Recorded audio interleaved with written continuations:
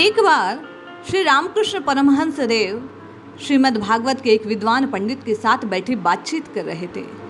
अन्य भक्त समीप बैठे थे। श्री रामकृष्ण ने उन पंडित जी से पूछा, योग माया क्या है?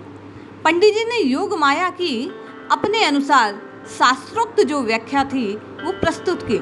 इस पर श्री रामकृष्ण ने पूछा, क्या राधिका योग माया थी? परंतु पंडित जी कुछ संतोषजनक उत्तर नहीं दे पाए। तब रामकृष्ण परमहंस देव ने कहा, योग माया के भीतर तीनों गुण हैं, सत्व, रज और तम, परंतु हमारी राधिका सरकार के भीतर विशुद्ध सत्व के अलावा और कुछ नहीं है। वहीं बैठा एक भक्त बोला, आप सही कह रहे हैं, किंतु हमें भगवान से प्रेम कैसे कराना चाहिए?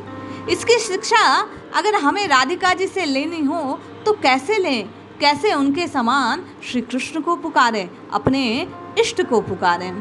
तभी रामकृष्ण परमहंस देव ने साधक की जिज्ञासा की शांति के लिए कहा कि राधिका कृष्ण का ही अंश थी।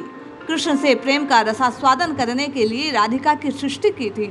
उन्होंने राधा कृष्ण के जन्म के समय का एक दृष्टांत सुनाया कि वैष्णव ग्रंथों में लिखा है, राधा ने जन्म लेने के बाद अपनी आंखें नहीं खोली, वे केवल अपने प्रियतम प्रेम प्यारे श्री कृष्ण का इंतजार करते रहे।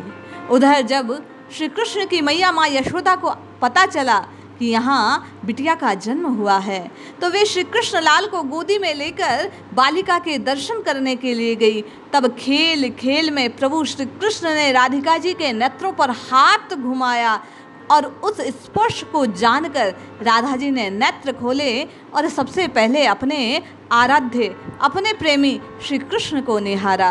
वे मुस्कुराते हुए आगे कहने लगे, तभी आज भी छोटे बच्चे से नवजात शिशु की आंखों पर हाथ फिराया जाता है। बात केवल इतनी सी है कि प्रत्येक साधक को अपने इष्ट को राधिका के समान ही प्रेम करना चाहिए।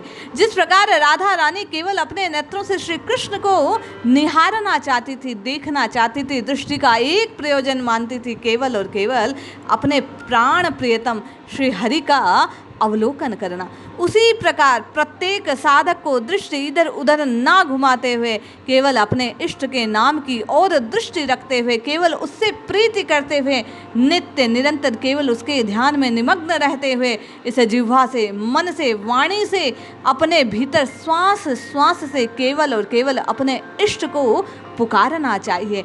नित्य निरंतर सतत केवल और केवल अपने प्राण प्रियतम अपने इष्ट की छवि को निहारते हुए उसे उनका नाम पुकारना चाहिए। राम राम, कृष्ण कृष्ण, हरि हरि, जो भी आपके इष्ट का नाम है। श्री रामकृष्ण परमहंस देव के अनुसार आप केवल प्राण प्रियतम की ओर देखते हुए सृष्टि की ओर से दृष्टि को हटाकर केवल और केवल अपनी दृष्टि को प्राण प्रियतम की ओर लगाकर राम राम राम राम राम जपिए।